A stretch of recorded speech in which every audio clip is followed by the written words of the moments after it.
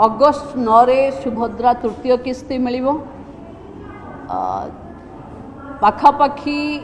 1,88,000 मुझे कही आज पाखापाखि 2 लक्षर रिजेक्शन अच्छी कारण हूँ कि प्रथम किस्ती नेला परे किछि आईटी रिटर्न्स दे देइचंती किए गाड़ी किणी देइची बा 5 एकर जमी तांको नारे आसीच आमे अगस्ट 9 परे आर सर्वे हब पुणी आउ थरे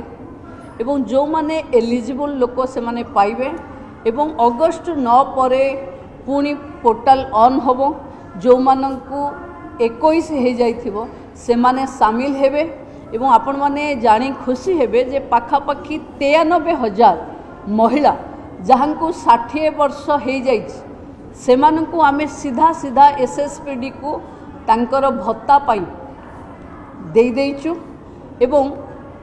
सुभद्रारू जे वंचित हेबे से माने भत्तारे जोड़ी हे